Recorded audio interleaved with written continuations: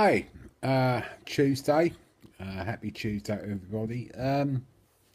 Yeah, I was really proud yesterday. I got a I got a text from my daughter saying that she was on her walk into university gym to go and do an insanity lesson, and I thought, yeah, chip off the old block, bless her. I did my degree in sociology and psychology, and that's what she's doing. Well, she's doing sociology at Leeds, and yeah, she just seems to sort of yeah, she seems to be following in my footsteps, but like a few years earlier, which is really good, because I wasted a lot of time really. And yeah, um, I believe today she was going to do some yoga. So good on you, kid, if you're watching this. And yeah, I don't think there's anything wrong with being proud of your kids. I know they say that pride's a sin, but stuff it, I don't care. And yeah, some of the sharper-eyed people might have noticed that getting a bit of her suit around here. No, it's just I'm going to do Movember again. Um, it's that time when you grow a tash, or as chaps grow a tash, to raise money for prostate cancer and like other men's illnesses. And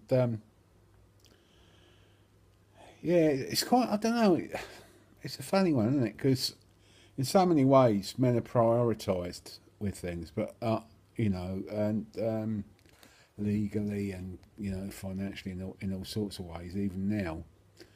And yet, women's health is seen as sort of like a legitimate concern, but not so much men's health. And I think that men have every much as many problems as of their own as women. I mean, that's not to decry breast cancer. I mean, I've lost my first love to breast cancer. My auntie died of breast cancer. My good friend Adama lost her mother to breast cancer a couple of years ago, very untimely. And I've got a lot of friends who are struggling with it.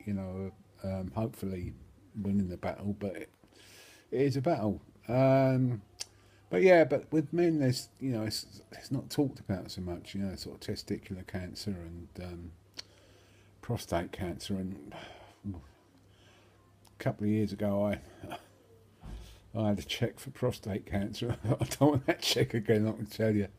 Oh dear, it was definitely rubber glove time, and I did not enjoy that one bit. I did not. That was horrible. Um, yeah, not much dignity in that. But yeah, it had to be done, and thankfully I was clear. So yeah, so I'll be growing a tash for.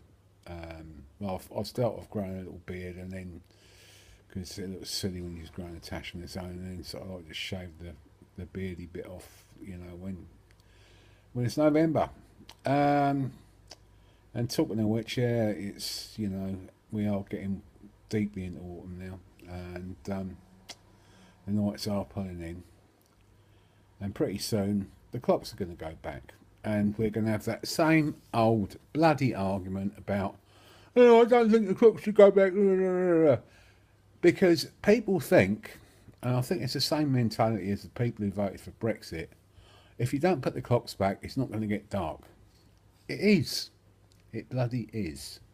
Now, I remember when I was a kid in the 60s, the government tried an experiment of not changing the clocks, keeping on British summertime the whole year round. And let me tell you, it was absolutely awful, because what we were getting, it was like sort of like through November, December, January, it wasn't getting light until gone 9 o'clock in the morning. I believe up in Scotland it's probably even worse. It was absolutely appalling. Not changing the clocks isn't going to give us any more daylight. It isn't. It isn't. The reason we don't get the daylight at this time of the year is because of the Earth's tilt in relation to the sun. And we only get a certain amount of daylight, and that is it. You know, that if we lived on the tropics, we'd have like all year round, we'd have 12 hours a day, like 12 hours a night, pretty much. But we don't. And the advantage of living here is in the summer months we get lovely light evenings. You know, and I love it in May, June, July when it don't get dark until 9, 10 o'clock at night. It's absolutely beautiful.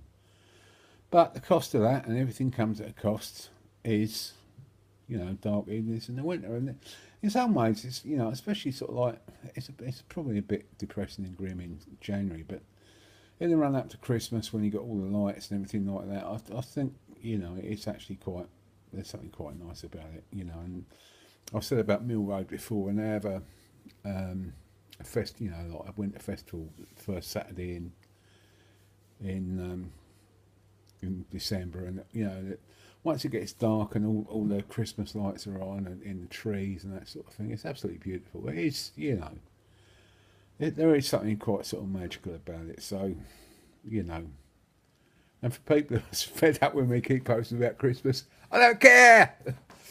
And yeah, talking about that as well. I mean, you know, the pagans. And I've said this before, how they divided up their year was like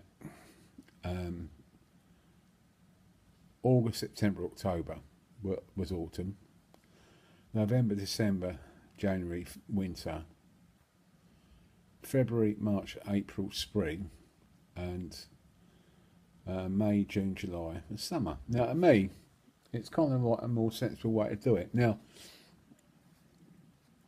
what it means to me, because I think of my year like this, and okay, maybe I'm deluding myself, but okay, yeah, November, yeah, say that November is, you could argue November is autumn. No, November's winter. It is winter. It's dark, it's cold, it's wet, very dark, very, very dark. And, you know, and you know, like Halloween was traditionally, you know, the start of the, you know, of the winter months. I mean, and what it means for me is once you get, you know, all the festivities of Christmas and New Year out of the way, in my head, you've only got to get through January and you're into the spring. Now, you might sort of think that's deluding myself, but if you think about it, when you get to February, the you know, the days are getting appreciably longer. You know, you're getting appreciably more daylight. You're rapidly getting closer to, you know, the spring equinox. I won't say it's getting warmer, but I have known days in February where it's been very warm. You know, and I can remember one particular year where me and an old girlfriend like spent the day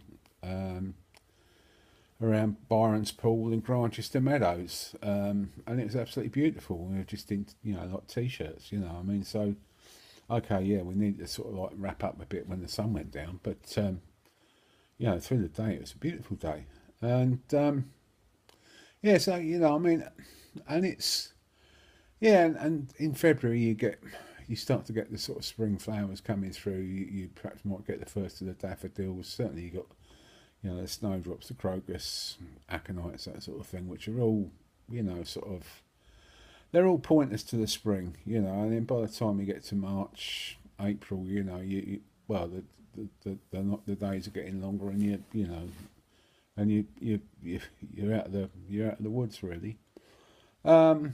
Yeah, so yeah, it's just something to think about really, you know, in these times. And you know, if people who do get sort of down, you know, in the dark months and the winter months, a friend of mine, Nicola, she said something very wise, and she said every winter is followed by a spring.